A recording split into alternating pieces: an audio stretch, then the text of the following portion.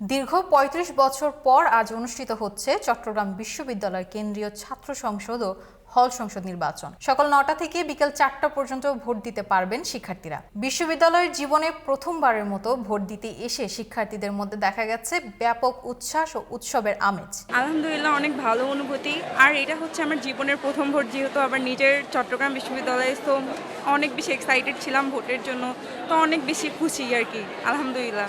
এবার ভোটার প্রায় ২৭,৫১৬ জন, এর মধ্যে ছাত্রী সংখ্যা ১১,১৫৬। নির্বাচনে লড়তে প্রার্থী হয়েছেন ৯০৮ জন, এর মধ্যে কেন্দ্রীয় সংসদে ২৬ পদে লড়ছেন ৪১৫ জন প্রার্থী। একই সঙ্গে ১৪টি হল ও একটি হোস্টেলে প্রার্থী হয়েছেন ৪৯৩ জন। কেন্দ্রীয় সংসদের সহসভাপতি ভিপি পদে ২৪ জন, সাধারণ সম্পাদক জিএস পদে ২২ জন ও সহ সাধারণ সম্পাদক পদে ২২ জন প্রার্থী প্রতিদ্বন্দ্বিতা করছেন। চট্টগ্রাম বিশ্ববিদ্যালয়ের সহ উপাচার্য অধ্যাপক মোহাম্মদ কামাল উদ্দিন জানিয়েছেন, ভোট গণনায় ওএমআর পদ্ধতি ব্যবহারের কারণে ফলাফল দ্রুত প্রকাশ করা সম্ভব হবে। দুপুর ১২টা পর্যন্ত বিশ্ববিদ্যালয়ের প্রকৌশল অনুষদ কেন্দ্রে ভোট পড়েছে ২১%। কেন্দ্রটিতে মোট ভোটার ৪,০৩৬ জন, ভোট দিয়েছেন ৮৫৩ জন। নির্বাচন কমিশনার অধ্যাপক মোহাম্মদ জাফর উল্লাহ তালুকদার জানিয়েছেন, সময় বাড়ার সঙ্গে সঙ্গে ভোটার উপস্থিতিও বাড়ছে।